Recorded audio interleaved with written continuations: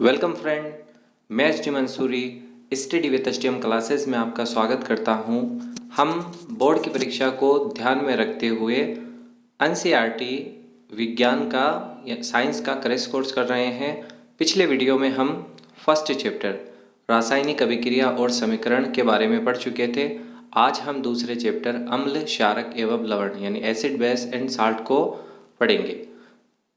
अगर आपको इस वीडियो की पीडीएफ चाहिए तो आप हमारे Telegram channel study with HTM classes से जुड़ सकते हैं। वहां आपको इस वीडियो और इससे पिछले वीडियो की पीडीएफ मिल जाएगी।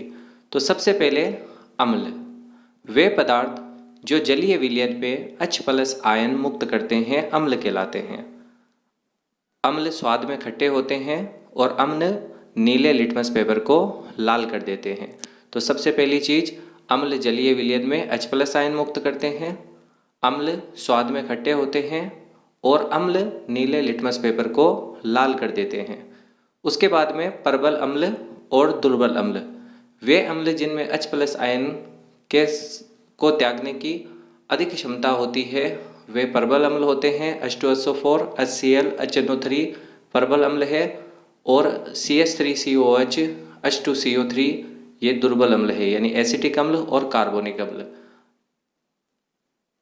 अम्ल की जो पीएच है वो 7 से कम होती है। तो ये सभी अम्ल थे। इसके बाद अब हम बात करते हैं क्षारक की। तो वे पदार्थ जो जलीय विलयन में OH- आयन मुक्त करते हैं क्षारक कहलाते हैं। क्षारक स्वाद में कड़वे होते हैं। क्षारक लाल लिटमस पत्र को नीला कर देते हैं। तो अम्ल H+ आयन मुक्त करते हैं, क्षारक OH- आयन मुक्त करते हैं। अम्ल स्वाद में खट्टे होते हैं, क्षारक स्वाद में कड़वे होते हैं। अम्ल नीले लिटमस पत्र को लाल कर देते हैं जबकि क्षारक लाल लिटमस पत्र को नीला कर देते हैं। उसके बाद में प्रबल क्षार, अन्य OH प्रबल क्षार है, KOH प्रबल क्षार है। इसके बाद में हम दुर्बल क्षार की बात करें तो calcium hydroxide, magnesium hydroxide, ammonium hydroxide ये सभी दुर्बल क्षार है। क्षार की पीएच 7 से कम होती है। इसके बाद में सूचक, तो वे पदार्थ जिनकी सहायता से अम्ल एवं क्षारकों का पता लगाया जाता है उन्हें सूचक कहते हैं या वो सूचक कहलाते हैं, इंडिकेटर कहलाते हैं। ये प्राकृतिक भी हो सकते हैं जैसे लिटमस पेपर जो लाइकेन पौधों से प्राप्त होता है, हल्दी, लाल पत्ता गोभी। उसके बाद में कृत्रिम सूचक की अगर हम बात करें तो फिनोफ्थैलीन, मेथिल ऑरेंज ये सभी कृत्रिम सूचक है। सूचकों द्वारा अम्ल एवं क्षारकों का आसानी से पता लगाया जा सकता है। तो ये थे अम्ल और क्षारक के सामान्य गुण। तो अम्ल H+ आयन देते हैं, क्षार OH- आयन देते हैं। अम्ल स्वाद में खट्टे होते हैं, क्षार स्वाद में कड़वे होते हैं। अम्ल नीले लिटमस पत्र को लाल कर देते हैं, क्षार लाल लिटमस पत्र को नीला कर देते हैं। अम्ल की पीएच 7 से कम और क्षार की पीएच 7 से अधिक। अब हम अम्ल और क्षार की रासायनिक अभिक्रियाओं को देखते हैं। तो सबसे पहले अगर हम देखें तो अम्ल की धातु के साथ अभिक्रिया और क्षार की धातु के साथ अभिक्रिया। तो अम्ल धातु के साथ अभिक्रिया करके हाइड्रोजन गैस मुक्त करते हैं और क्षार भी धातु के साथ अभिक्रिया करके हाइड्रोजन गैस मुक्त करते हैं, साथ में लवण देते हैं। जैसे H2SO4 की जब जिंक धातु से क्रिया की जाती है तो जिंक सल्फेट लवण बनता है और साथ में हाइड्रोजन गैस बाहर निकलती है। इसी तरह सोडियम हाइड्रोक्साइड की जब जिंक धातु से अभिक्रिया की जाती है तो सोडियम जिंकेट लवण बनता है और हाइड्रोजन गैस बाहर निकलती है। तो अम्ल और क्षार दोनों ही अगर धातुओं के साथ क्रिया करें तो इनसे लवण और हाइड्रोजन गैस का निर्माण होता है। इसके बाद अब हम बात करते हैं अम्ल की धातु कार्बोनेट के साथ अभिक्रिया और अम्ल की धातु हाइड्रोजन कार्बोनेट यानी बाइकार्बोनेट के साथ अभिक्रिया। तो अम्ल चाहे धातु कार्बोनेट के साथ अभिक्रिया करे चाहे धातु हाइड्रोजन कार्बोनेट के साथ अभिक्रिया करे, वो हमेशा जल, लवण और कार्बन डाइऑक्साइड ही त्यागते हैं। तो जैसे सोडियम कार्बोनेट एक धातु कार्बोनेट है, HCl के साथ इसकी अभिक्रिया करने पर अन्य Cl H2O और कार्बन डाइऑक्साइड का निर्माण होता है। इसी तरह सोडियम बाइकार्बोनेट एक हाइड्रोजन कार्बोनेट है या धातु हाइड्रोजन कार्बोनेट है। इसकी अभिक्रिया जब HCl से करवाई जाती है तो ये भी लवण, जल और कार्बन डाइऑक्साइड का निर्माण करते हैं। तो अम्ल धातु के साथ अभिक्रिया करके हाइड्रोजन गैस देते हैं और धातु कार्बोनेट के साथ अभिक्रिया करके कार्बन डाइऑक्साइड देते हैं। इसके बाद अब हम बात करते हैं उदासीनीकरण अभिक्रिया की। अगर अम्ल और क्षारक परस्पर एक दूसरे से क्रिया करें तो ये एक दूसरे के प्रभाव को नष्ट कर देते हैं, अर्थात अम्ल एवं क्षारक आपस में क्रिया करके लवण एवं जल का निर्माण करते हैं और इसी अभिक्रिया को उदासीनीकरण अभिक्रिया के नाम से जाना जाता है। जैसे सोडियम हाइड्रोक्साइड एक क्षारक है, HCl एक अम्ल है, ये दोनों अभिक्रिया करके अन्य Cl और जल का निर्माण करेंगे। इसी तरह अन्य OH सोडियम हाइड्रोक्साइड एक क्षारक है, HNO3 नाइट्रिक एसिड एक अम्ल है, ये दोनों अभिक्रिया करके सोडियम नाइट्रेट लवण और साथ में जल का निर्माण करते हैं। अम्लों को धातु ऑक्साइड के साथ अभिक्रिया और क्षारकों की अधातु ऑक्साइड के साथ अभिक्रिया। तो सबसे पहली बात, धातु ऑक्साइड क्षारीय प्रकृति के होते हैं जबकि अधातु ऑक्साइड अम्लीय प्रकृति के होते हैं। तो अम्लों की अभिक्रिया अगर धातु ऑक्साइड के साथ की जाती है तो वो भी अम्ल और क्षार की अभिक्रिया हुई, और अम्लों की अगर अधातु ऑक्साइड के साथ अभिक्रिया की जाती है तो वो भी अम्ल और क्षार की अभिक्रिया हुई। इस तरह से अम्लों की धातु ऑक्साइड के साथ अभिक्रिया और क्षारकों की अधातु ऑक्साइड के साथ अभिक्रिया, ये दोनों भी उदासीनीकरण अभिक्रिया ही होती है। अगर हम देखें तो जैसे कैल्शियम ऑक्साइड एक धातु ऑक्साइड है जो कि क्षारीय प्रकृति का है। अगर इसकी अभिक्रिया HCl से करवाई जाती है तो कैल्शियम क्लोराइड और जल का निर्माण होगा। इसी तरह सोडियम ऑक्साइड, ये भी एक धातु ऑक्साइड है, इसकी अभिक्रिया जब जल से करवाई जाएगी तो ये भी HCl से करवाई जाएगी तो ये भी लवण और जल का निर्माण करेगा। इसी तरह से अगर हम दूसरी तरफ देखें तो जैसे सोडियम हाइड्रोक्साइड, तो सोडियम हाइड्रोक्साइड एक क्षारक है और कार्बन डाइऑक्साइड एक अधातु ऑक्साइड है। ये दोनों अभिक्रिया करके सोडियम कार्बोनेट और जल का निर्माण करते हैं। इसी तरह हम देखें KOH पोटेशियम हाइड्रोक्साइड, ये सल्फर ट्राइऑक्साइड के साथ अभिक्रिया करके K2SO4 यानी पोटेशियम सल्फेट का निर्माण करता है, साथ में जल का निर्माण होता है। तो इस तरह अम्लों की धातु ऑक्साइड के साथ अभिक्रिया और क्षारकों की अधातु ऑक्साइड के साथ अभिक्रिया, ये सभी उदासीनीकरण अभिक्रिया है। उसके बाद अब हम अम्ल और क्षारक की समानता देखें तो अम्ल और क्षारक दोनों ही जलीय विलयन में आयन उत्पन्न करते हैं। अम्ल H+ आयन देता है, क्षार OH- आयन देता है। लेकिन यहाँ सबसे जरूरी बात यह है कि आयन केवल जलीय विलयन में ही मुक्त किए जाते हैं, यानी जल की अनुपस्थिति में कोई आयन मुक्त नहीं किए जाते हैं। इसीलिए HCl अगर लिक्विड अवस्था में है तब तो वो नीले लिटमस पत्र को लाल करेगा, लेकिन अगर HCl गैस है तो वो नीले लिटमस पत्र को लाल नहीं कर सकती, क्योंकि अम्ल केवल अपनी जलीय अवस्था में ही आयनों को मुक्त करते हैं। इसके बाद अब हम देखें अम्ल और क्षार, सभी जल में जितने भी क्षार होते हैं, क्षारक सभी जल में घुलनशील नहीं होते हैं। तो जो घुलनशील क्षारक होते हैं उनको हम क्षार कहते हैं। तो क्षारक और क्षार अलग अलग होते हैं। क्षार संक्षारक प्रकृति के होते हैं, स्वाद में ये भी कड़वे होते हैं और ये साबुन की तरह दिखते हैं। इसके बाद अब हम देखते हैं तनुकरण।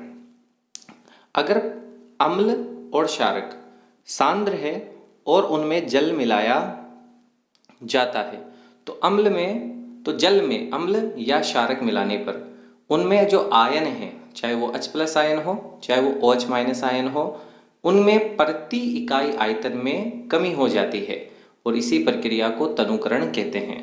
तो आप ऐसे समझ सकते हो कि जैसे गाढ़ा दूध है, अगर उसमें पानी मिलाया तो पतला पानी होते ही उसके अंदर जो दूध की प्रोटीन है वो प्रति इकाई आयतन में उनकी सांद्रता में कमी आ जाएगी। लेकिन अब यहाँ एक चीज़ ध्यान रखनी है, अगर हम तनुकरण करना चाहते हैं तो तनुकरण करते समय अम्ल और क्षारक में जल नहीं मिलाया जाता, जल में अम्ल और क्षारक मिलाए जाते हैं।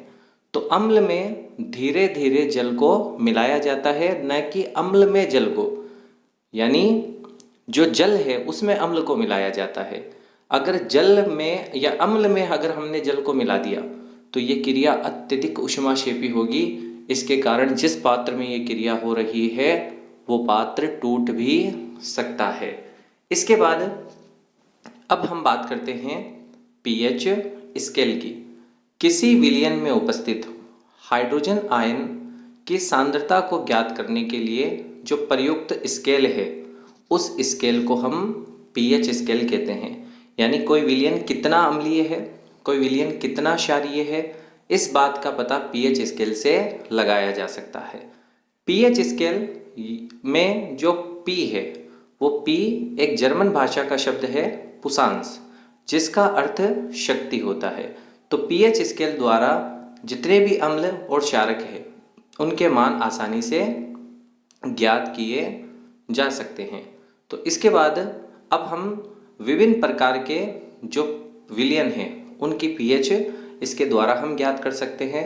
तो सबसे पहले आपको ध्यान रखना है कि जिन विलयन की पीएच का मान 7 से अधिक होता है वो क्षारीय होते हैं, तथा जिन विलयन की पीएच का मान 7 से कम होता है वे अम्लीय होते हैं। और जिन विलयन की पीएच का मान 7 होता है वे सभी उदासीन प्रवृत्ति के रखते हैं। तो जिनकी पीएच 7 से अधिक वो क्षारीय, जिनकी पीएच 7 वो अम्लीय, और जिनकी पीएच 7 वो उदासीन, 7 से कम है वो अम्लीय, 7 से अधिक है वो क्षारीय। इस तरह पीएच स्केल द्वारा किसी भी विलयन की पीएच ज्ञात की जा सकती है। अब हम कुछ विलयन है उनकी पीएच देखते हैं। जैसे HCl। HCl एक प्रबल अम्ल है, इसकी पीएच 1.2 होती है। नींबू के रस में सिट्रिक अम्ल होता है, इसकी पीएच 2.2 होती है। जल उदासीन प्रकृति का है, इसकी पीएच 7। मानव रक्त की जो पीएच है वो 7.4। Magnesium hydroxide milk of magnesia की जो पीएच है वो 10 होती है। सोडियम हाइड्रोक्साइड अन्य OH की पीएच है वो 14 होती है। वर्षा के जल क्योंकि आंशिक अम्लीय होता है इसलिए इसकी पीएच 5.6 होती है। और जो मानव शरीर की औसत पीएच है वो 7 से 7.8 होती है। इसके बाद अब हम देखते हैं विभिन्न प्रकार के या दैनिक जीवन में पीएच हमारे कहाँ कहाँ हमें देखने को मिलती है। तो सबसे पहली बात अम्लीय वर्षा। अगर वर्षा जल की पीएच 5.6 से कम हो जाए, क्योंकि वर्षा जल में कार्बन के, नाइट्रोजन और सल्फर के ऑक्साइड मिलने से उसकी पीएच के मान में कमी आ जाती है, क्योंकि अधातु ऑक्साइड अम्लीय प्रकृति के होते हैं जिसे अम्लीय वर्षा कहते हैं, जिसके कारण जो ऐतिहासिक इमारतें हैं उन्हें नुकसान होता है। इसके बाद अब हम बात करते हैं पाचन तंत्र की। तो अगर पाचन तंत्र में जो आमाशय है वो HCl को स्रावित करता है।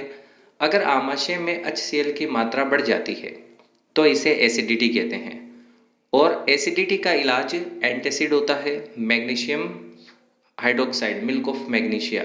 तो ये एक दुर्बल क्षार है, इसका उपयोग एंटासिड की तरह किया जाता है। इसी प्रकार दंतशय, दांत की या मुंह की जब पीएच 5.5 से कम हो जाती है बैक्टीरिया के कारण, तो जो दांत के ऊपरी एनेमल नामक परत होती है वो क्षतिग्रस्त होना या क्षय होना उसका शुरू हो जाता है, जिसे दंतक्षय कहते हैं।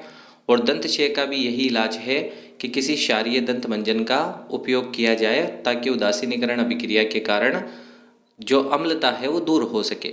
इसी तरह कीटों और पौधों के डंक, तो कीटों और पौधों के डंक में भी अम्ल होते हैं जिसके कारण जलन उत्पन्न होती है। इसी तरह अगर हम दुर्बल क्षारक का उपयोग करें जैसे कैल्शियम हाइड्रोक्साइड यानी चूने का, तो इनके प्रभाव से बचा जा सकता है। अब हम बात करते हैं अपने इस चैप्टर के लास्ट टॉपिक की ओर, साल्ट या लवण।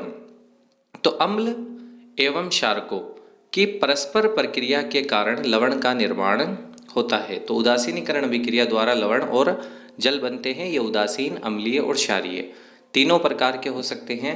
तो जब प्रबल अम्ल प्रबल क्षार या दुर्बल अम्ल दुर्बल क्षार की अभिक्रिया की जाती है तो उदासीन लवण का निर्माण होता है, जैसे NaCl KCl।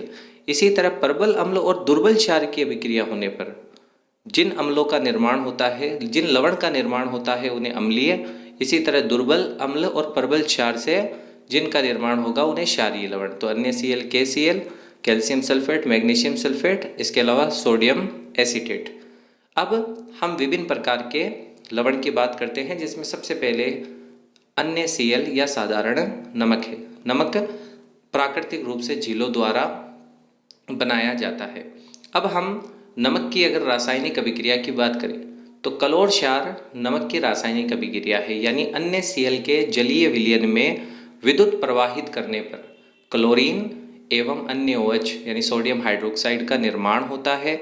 तो इस अभिक्रिया में क्योंकि एक तो अन्य OH बनती है, एक क्लोरीन बनती है, इसीलिए इसे कलोर क्षार अभिक्रिया कहते हैं। तो कलोर क्षार अभिक्रिया नमक की एक रासायनिक अभिक्रिया है। उसके बाद अब हम बात करते हैं दूसरा विरंजक चूर्ण की, यानी कैल्शियम ऑक्सीजन क्लोराइड CaOCl2। तो विरंजक चूर्ण का जो निर्माण है वो निर्माण किया जाता है कैल्शियम हाइड्रोक्साइड और क्लोरीन की क्रिया करवाकर।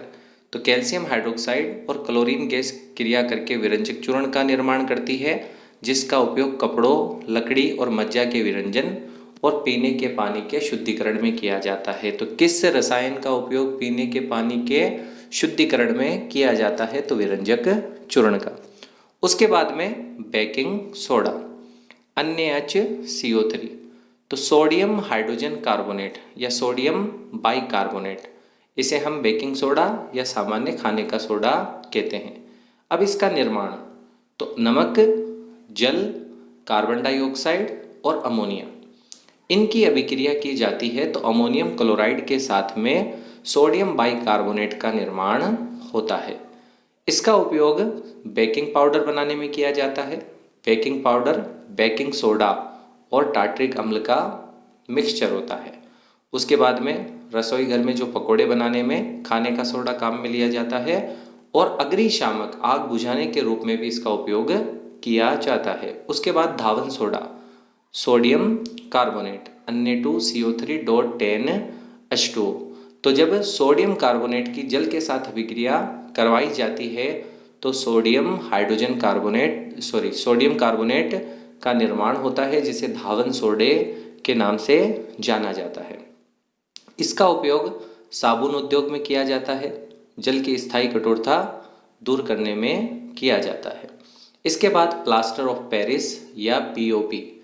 प्लास्टर ऑफ पेरिस का निर्माण जिप्सम यानी Ca कैल्शियम सल्फेट .2H2O को 373 केल्विन ताप पर गर्म करने से कैल्शियम सल्फेट अर्धहाइड्रेट यानी CaSO4.12H2O का निर्माण होगा।